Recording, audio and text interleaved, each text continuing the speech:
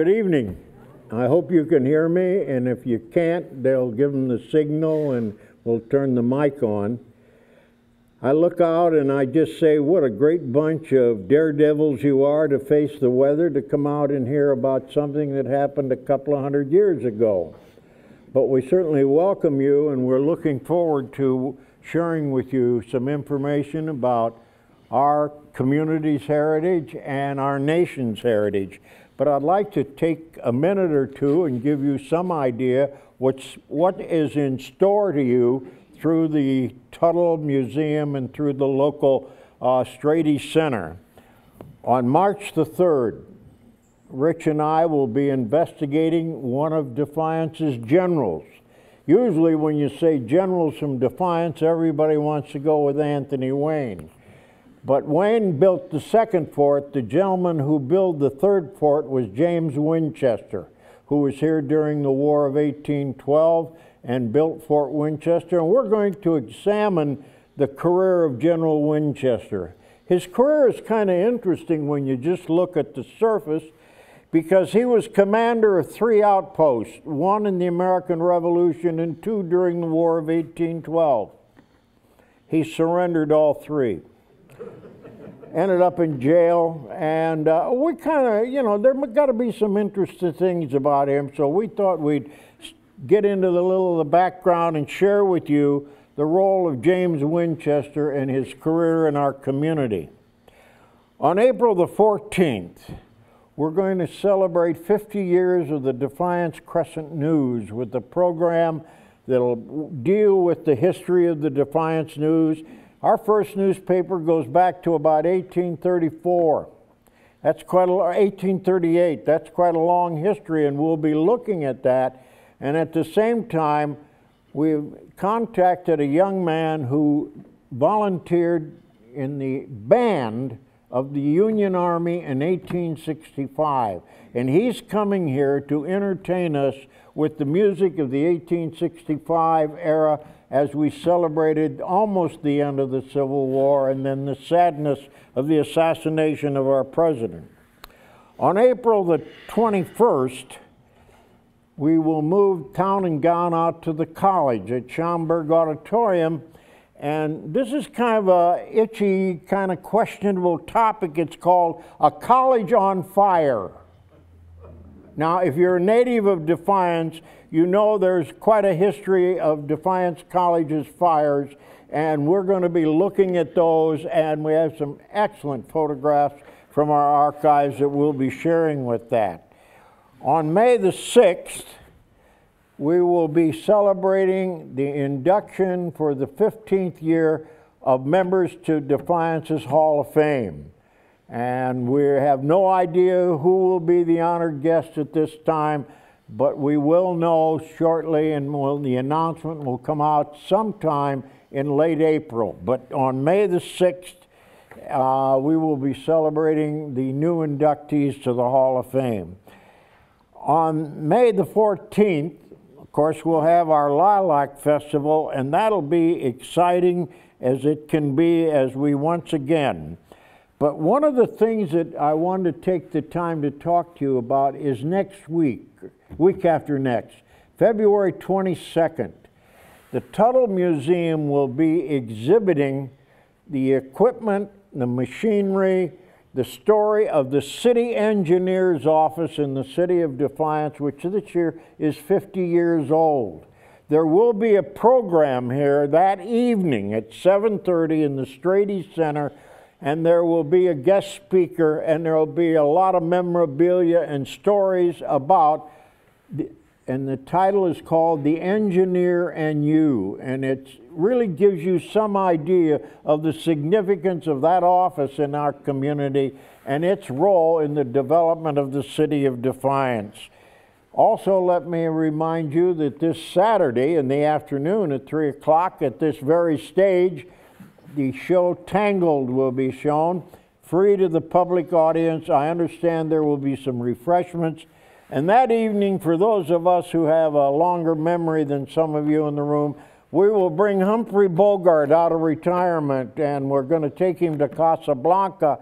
And somebody told me that even Hoagie Carmichael is going to show up in that, and it'll be a great evening's entertainment here at the Strady Center, and the refreshments will be available. We're not quite sure what kind of refreshments it'll be, but there will be some available. But admissions is free, so we encourage you to participate in some of the great activities that happen in our community through the efforts of the people of the Defiance Cultural Council, through the Tuttle Museum and the Public Library, which is all sponsoring of these great events.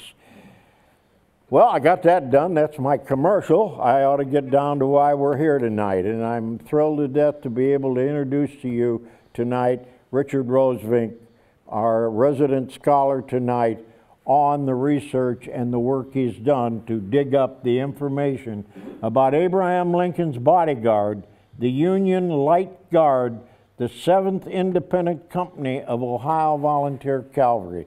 And without further ado, Rich, take off. Okay, hopefully the rest of this program will be commercial free. I do have one thing to one thing to mention. As all research, we pick a topic, and a lot of times you can go online and find the information. This particular program is based on a book by Robert W. McBride. It was published in 1908, and he was a participant in the Lincoln's bodyguard. And if you hear me speaking in first person, sometimes as we or he or I, it'll be Mr. McBride talking to you. So is everybody can hear all right? Want to make sure that there's no problems there, and there's plenty of seats up front for the bashful ones that are sitting in the back. We want to make sure everybody has a good seat in this presentation. We're just going to pass the collection basket in the back, aren't we? We never pass it in the first 3 rows. That gets people to start to sit up front. Okay. The Lincoln Bodyguard actually is the 7th Independent Company of the 7th Ohio Volunteer Cavalry, and it was organized by Governor David Todd, governor of the state of Ohio, during the months of November and December of 1863. And it was for special service, the future of which was not disclosed to the members of the company until sometimes after it was mustered in to service. Now, where was it mustered in? Camp Chase. Camp Chase, and that's located where? Columbus, Ohio. Columbus, okay. And it's also named after a former governor of Ohio. Yeah. Well, at that time, wasn't he Secretary of Treasury? Well, yeah, Salmon but he was, P. Chase? yes, right. He was also a current board member of Lincoln's, but it was actually named after an Ohio governor. Okay. The original intent was to select one man from each of the 88 counties within the state. They had military committees that would go out in the communities and pick these different individuals. And sometimes the states were lacking. They didn't provide people on a timely basis, so they took more people from different areas. And we were blessed with the fact that we have 4 individuals that served in this unit from Defiance County. When they got to Columbus, they were put on a train and transferred to Washington, D.C. There they reported to the Secretary of War, Edwin M. Stanton, and they were assigned barracks in a few squares southwest of the Department of War. The members of the companies then learned for the first time what their service was to be. They were to act as the bodyguard or mounted escort for President Lincoln.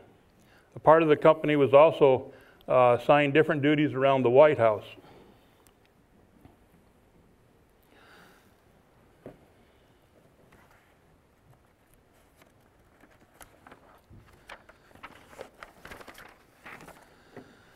The Ohio Boys replaced a New York unit, a cavalry unit. It was known as Scott's 900.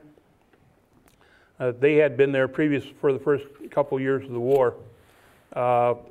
They also protected the president, but on the grounds of the White House, they had a Pennsylvania unit. It was known as the Bucktails. And they were dispersed around the outside of the White House. And it was kind of funny, according to the storyline is, they weren't allowed to stop anybody or interject themselves in any fashion. They were just there as ornaments, basically. People could come and go to the White House without anybody objecting to it. Rich, how in the world did an Ohio unit work its way in to replace a unit from New York, which was one of the most powerful states? Any idea? Yeah, I think there was a little bit when we had Stanton take over, as he replaced another individual from Pennsylvania. Cameron was his name, and he put a stop to the spoil system that was pretty rampant at the time. If you politically, if you donated money or something, they gave you favors, and it would be quite an honor to have your unit or group of people represented at the White House in a high profession. Do you think there's any connection between the governor of Ohio, who was Robert Todd, and the gal that Abraham married by the name of Mary Todd? No, there's no connection. No connection there? No. I thought maybe... Mary Todd is T-O-D-D, and our governor is T-O-D. Oh, the spelling's okay. different. Okay. One thing that I noticed that it was the Secretary of State that was from New York. That's the one that they actually replaced the troops from. Okay. Apparently he fell out of favor with them, and his name was William Stewart. Stewart, yeah. Okay.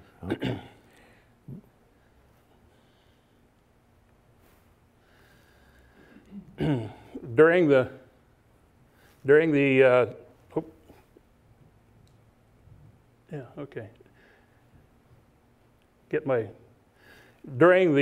summer months, President spent his nights in the Soldiers' Home near Washington, D.C.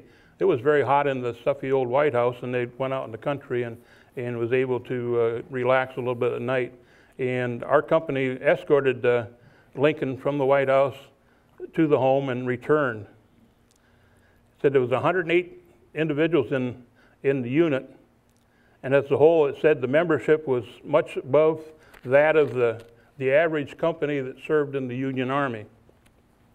Said that they were more intellectual, morally, and socially and physically fit.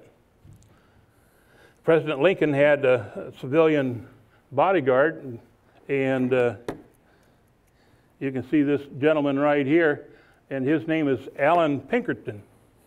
Alan Pinkerton was a private detective, and he used his association with Lincoln to build into his organization into a national detective organization, and it's still in functioning in some form today. I know when I worked at S.K. Wayne, they would use Pinkerton guards at night to protect the property. And later in the war, Lincoln was signed a Washington, D.C.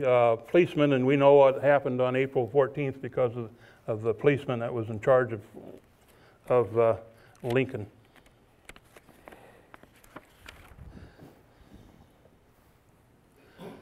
Tad, this gentleman said Tad was a very bright boy. He was 11 or 12 years old, had a keen sense of humor, and he was brimming with mischief.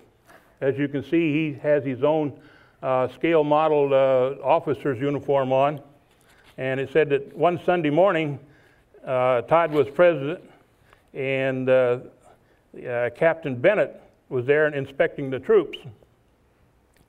And with gravity of a veteran, Tad stood by his side there, and the captain proceeded to criticize sharply the condition of the quarters. He described the manner in which they should be kept and said, the condition of the quarters is disgraceful.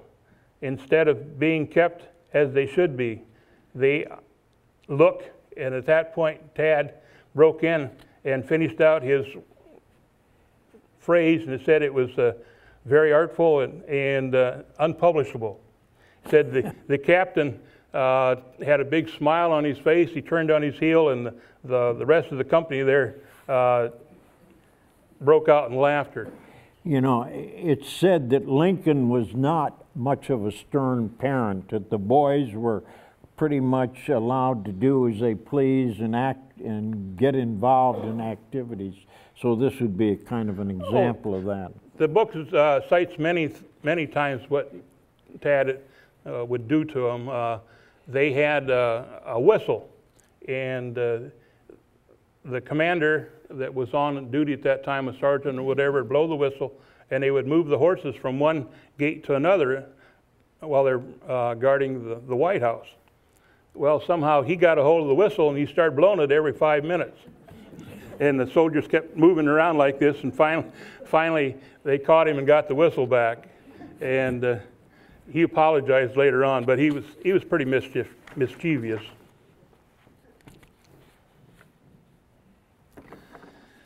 Said one night there was a fire alarm. The White House stables were burning.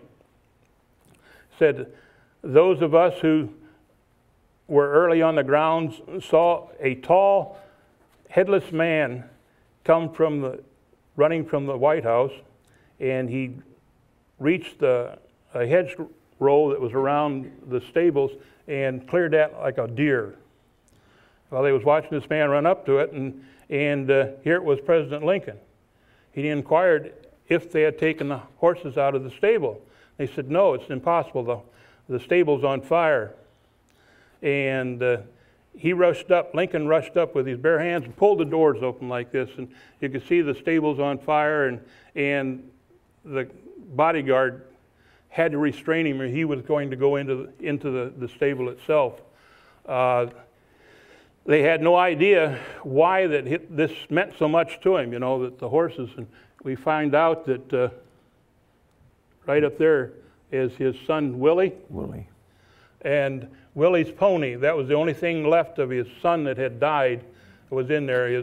Willie's horse or pony was in there and was destroyed with the rest of the horses. Thought that was quite a comment about that.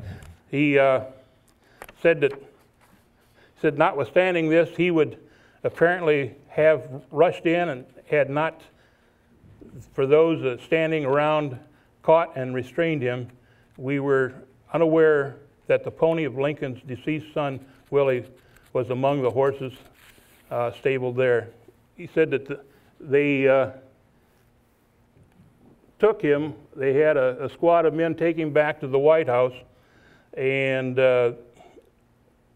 put him under guard because they thought that was maybe a ruse to draw him out and assassinate him at night. They thought somebody would be out there who was going to either capture him or... Was there a feeling at this time in the period of assassination to the president? Not really. He was aware. You know, Washington and Richmond, Virginia are not that very far apart. There was all kinds of Southerners running around there of different persuasion. If they wished to at any given time, we'll get into the story a little more, but they could have captured Lincoln and took him across the river into the Confederate area and held him if they wanted to, but they never did. Okay.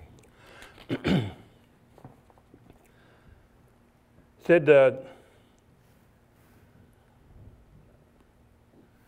the nightly guards would were requested by Mrs. Lincoln to stay on the ground. She didn't want the president to know about it, and so they actually, some of the crew actually stayed in the house, slept on the couches and on the floor for several nights until she calmed her fears of whatever. I guess she had seances and everything else. Yeah, she wasn't. She was a spiritualist. Spiritualist, yeah. But she was afraid, and she actually had the guard stayed inside the house. President Lincoln had no idea they were there and protect them.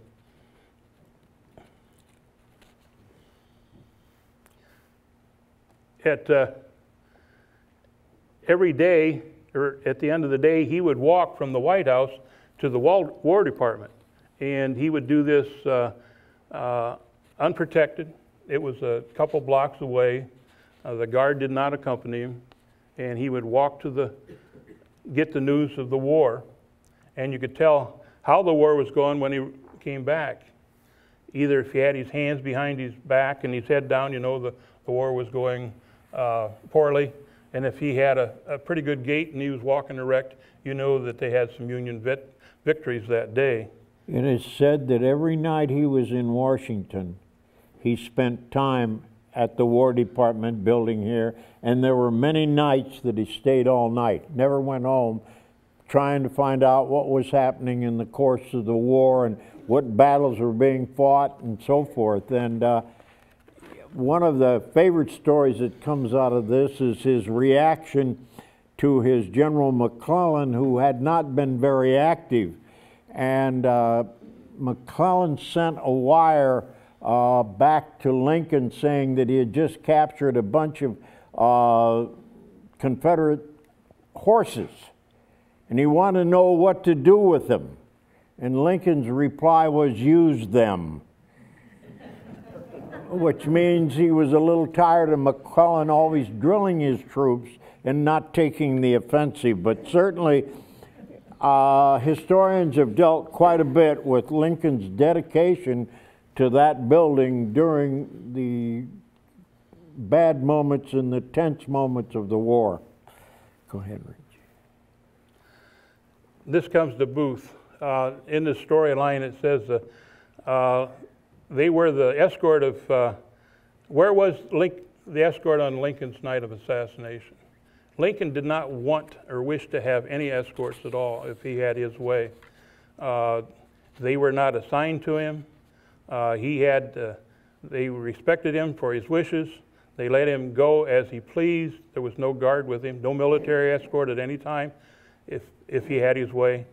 They spent a greater portion of his life in Indiana and Illinois, and it said that he did not think the people would actually assassinate a president because of their love for Americanism, and he trusted his people, the people of the country.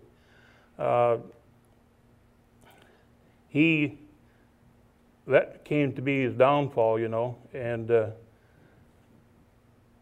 was just a shame that they weren't there. There was a city cop supposed to guard the door, and the story goes that he was in a bar drunk, and Booth got in and killed the president. Like I said, Mrs. Lincoln, she had different feelings about being guarded and such like this, and she had welcomed the use of the guard. They stayed in the White House with her many times.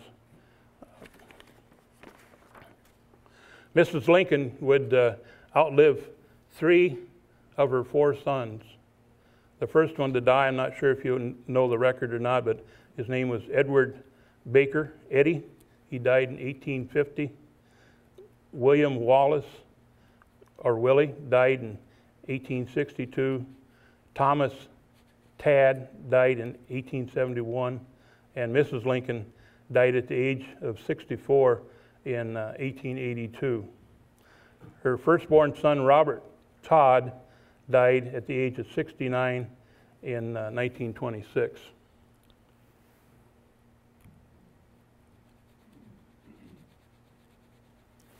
That's a very touchy wheel. Said at the time of the funeral, the Lincoln Light Guard, along with the company of infantry, the Bucktails, attended the without arms, the funeral, as the mourners occupied and almost filled the Blue Room. It said that 2 companies marched behind the coffin to the Capitol and encircled the coffin in the center of the great rotunda, while the final family gave their services by Reverend Gurley was the minister at the time. The only people that were inside the circle formed by the 2 units were the officiating priest and Robert Lincoln, members of the cabinet, and a few general officers. He said he felt, this is what he said in his own words, he said, "I felt that no more since the mourners gathered there, no more sincere than the mourners gathered there around the bier lamented the death of Lincoln more than the men that had long stood guard over him, and who to a man would be willing to have given his life for the life to save him." The company continued on to service after Lincoln's assassination. They were assigned as guards to President Johnson, and they ended their tour in September 9th, 1865, when they were mustered out in Washington, D.C. There's a picture of the Lincoln funeral car. The picture of the soldier there, that is not a Lincoln's bodyguard. They had a whole different crew that were assigned to that procession. There's a real irony behind those men that were assigned the bodyguards of the train that left Washington, D.C. and spent 21 days getting to Springfield, Illinois. They were all awarded the Congressional Medal of Honor. 3 sessions later, Congress removed all those awards and took them away from them because they felt that it could not be comparable to the Medal of Honor winners that had already received for bravery in action and so forth. So for 3 weeks, these guys, or 3 months, these guys were really great men in American history, and then all at once, by an act of Congress, it was all removed from them, which is kind of interesting. Sounds like our Congress today. Anyway. The train actually traveled through 180 cities and 7 states on its way to Springfield, Illinois. The dates of the stops for the funeral train were published in the local newspapers, and each stop, the coffin was taken off the train and placed on an elaborate decorated horse-drawn hearse and led by solemn procession to a public viewing place. Now, there's about 300 people accompanied Lincoln's body on the 1,654-mile trip back to Springfield. And also on board with President Lincoln was the casket of his son, Willie. And Robert. And his living son, Robert. Father and son were buried together in the family plot in Springfield, Ohio. This particular car, you'd think that was in the Smithsonian or someplace. Unfortunately, it was destroyed in a prairie fire in 1911 near Minneapolis, Minnesota.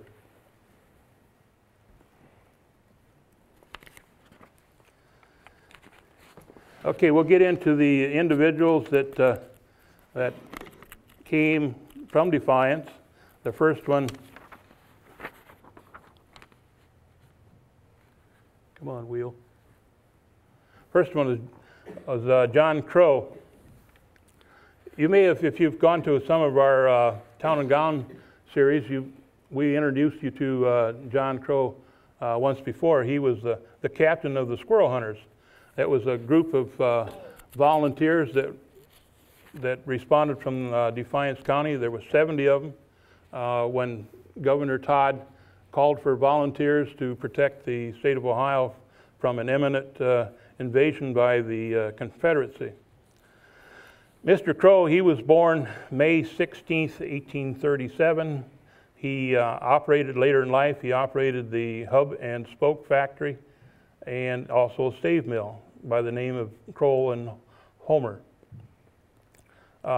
He served 2 terms as mayor of Defiance. The first time he was elected as a Republican, he ran again as independent. Crow was active later on in life. Well, I'll take that back. Crow they have a complete listing of all the men that served in the unit, and his name appears he was the 27th individual to sign up for the unit. He would stay active with the survivors of the unit. He would meet with them at Grand Army of the Republic or GAR events in 1898 and 1908. In a local newspaper, which I use, Dave and I use extensively for our research, listed him as the last survivor. And I'm not sure, Dave and I didn't really check this out. I don't know if he was the last local survivor of the unit or not. Let's see, his house was on 904 Jefferson Street, and his father was born in Ireland, and I always speculated that he came so early in the 1830s, mid-18 or late 1830s, if his father wasn't a canal worker, because there were a lot of Irishmen came into this county to work on the Miami and Erie Canal and the Wabash and Erie Canal.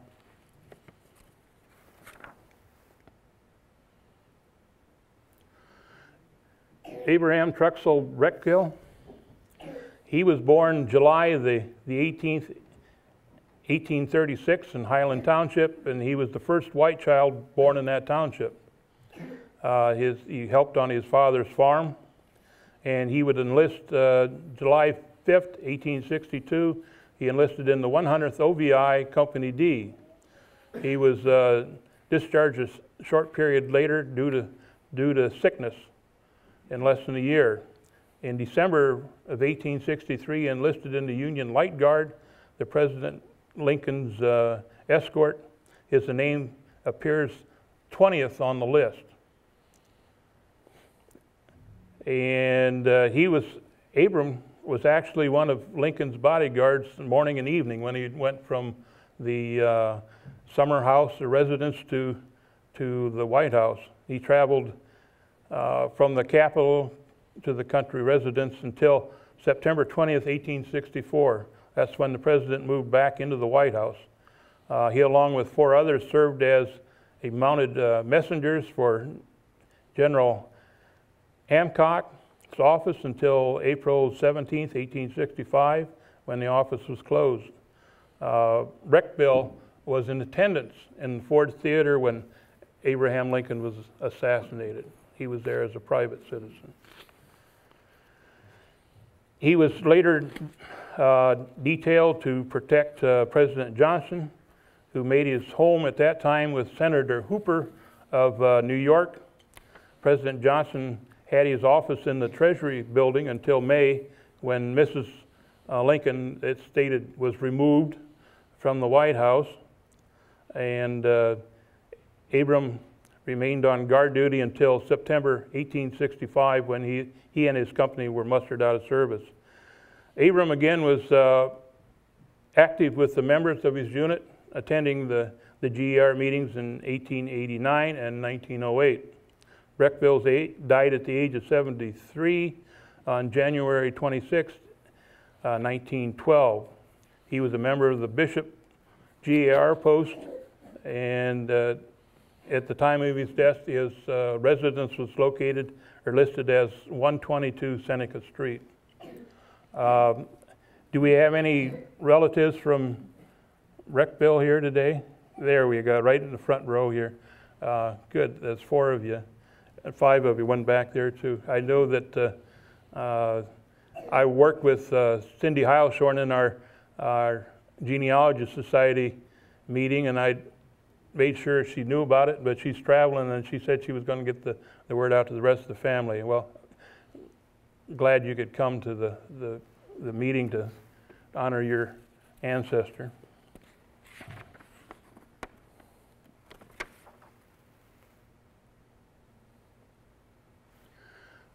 Martin Gorman, he was a longtime Defiance grocer and respected citizen. He was born November 2nd, 1845. Came from Ireland.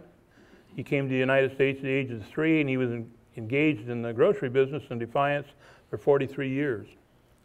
Martin enlisted in the Union Army at the age of 18 as a private, serving in Company H of the 87th OVI.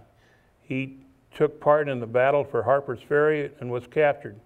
He was paroled the next day and was discharged October 1st, 1862.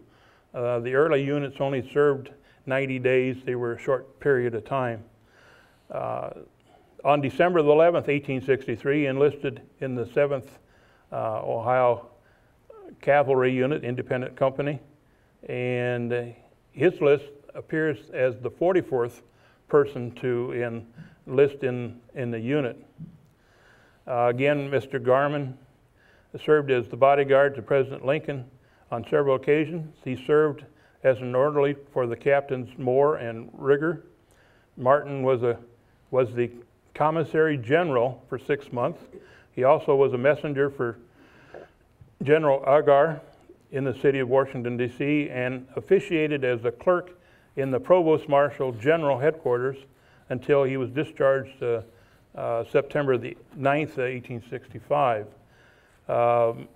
Martin again met with members of the units in 1889 and 1908, and locally he served several years as president and also clerk of the Board of Education. Martin was a city clerk for Defiance for 20 years. He was actively involved in St. Mary's Catholic Church.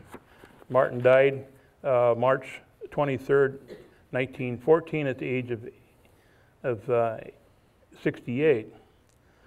Martin lived at 507 Jefferson. His grocery store, M. Gorman and Son, was located at the corner of 5th and Clinton Streets.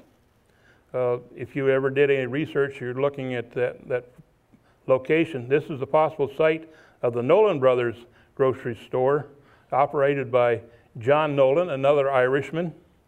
It was John Nolan Jr. would join with the Hench brothers to form the Chief Supermarket. So there's a possible tie in there with them.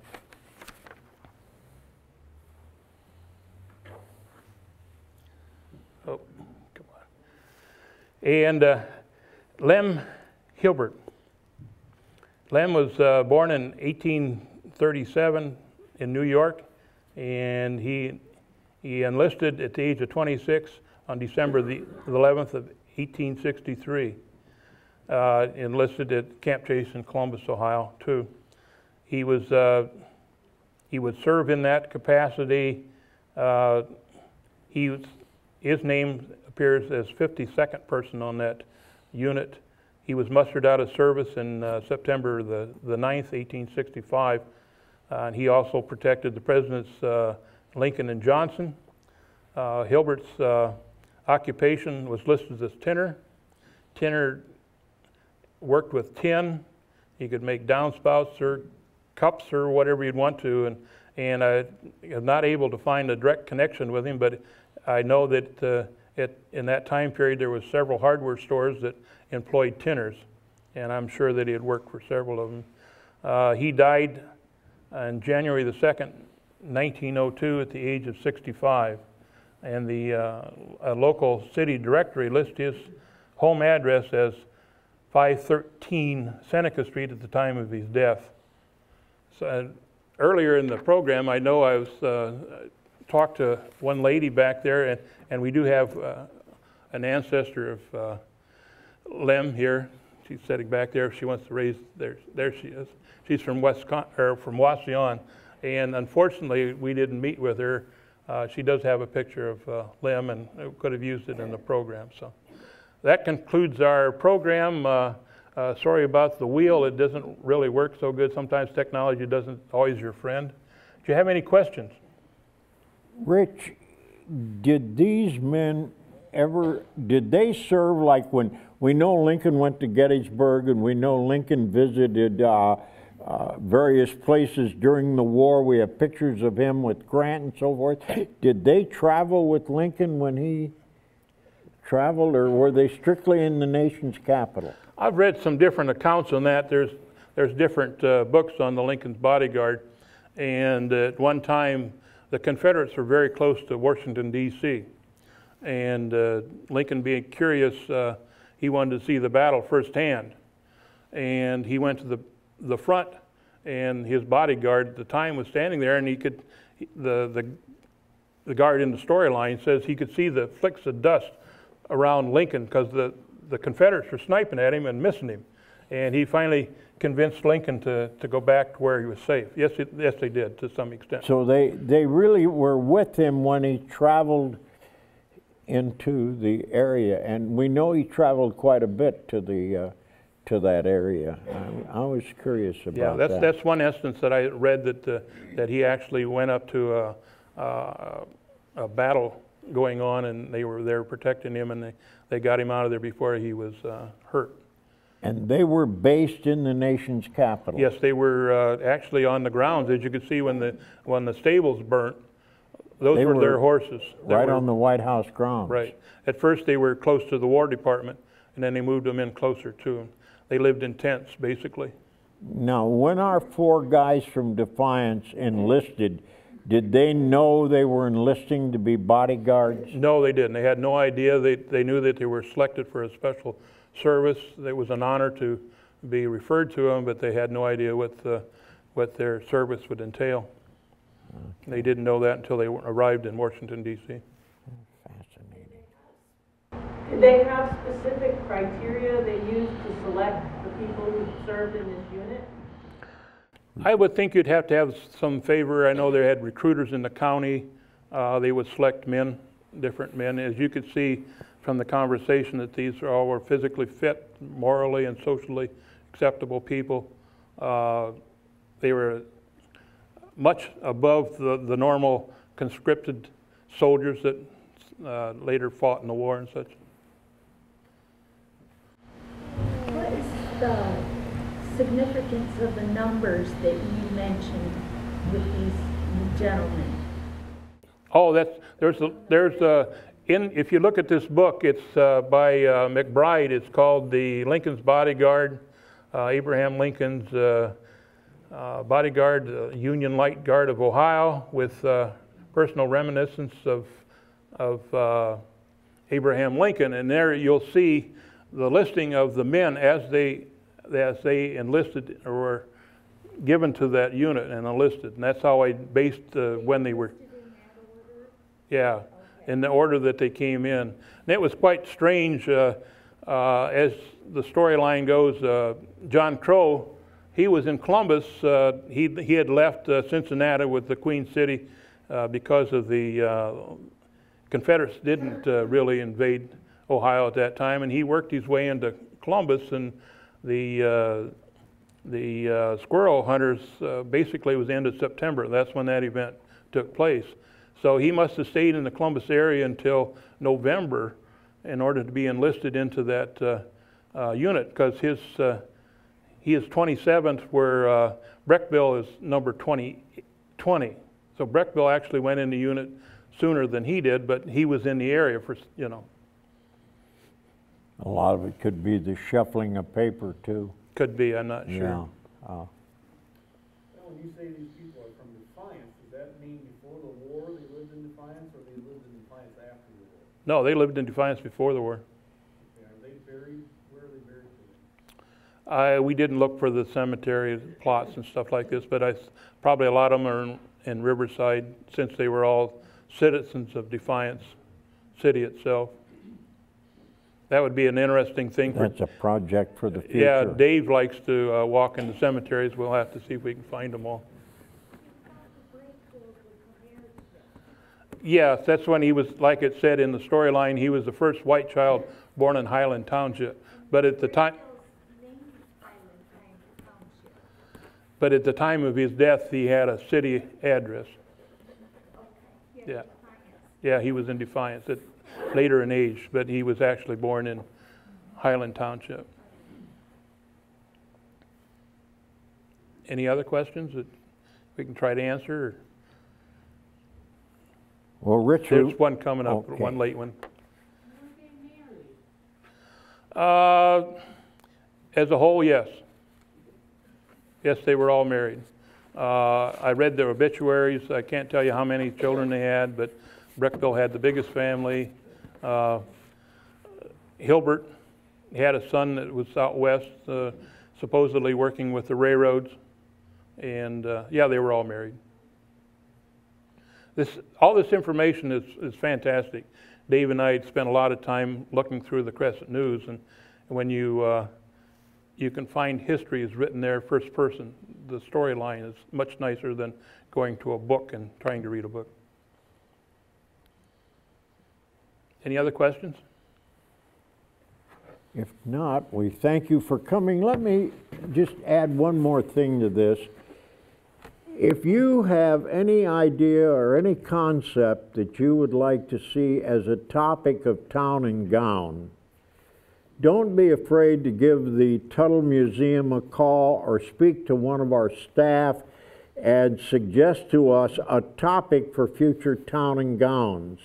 We're in pretty good shape for the balance of this year and the early part of next year, but our mind is really open to anything that our community would like to know more about, and if it's possible for us to at least do the research and bring to you some information about that, we'd be thrilled to death to do it. That's basically why we exist, and we hope that you take advantage of us. So once again, thank you very much for coming, and we'll look forward to seeing you when we crucify James, what's his name? Winchester. I researched him. He's putting a bad spin on him, but I'm going to be the good PR for him. Well, he was a Southerner, you know. He was from Tennessee. Okay. It should be interesting. Should be interesting.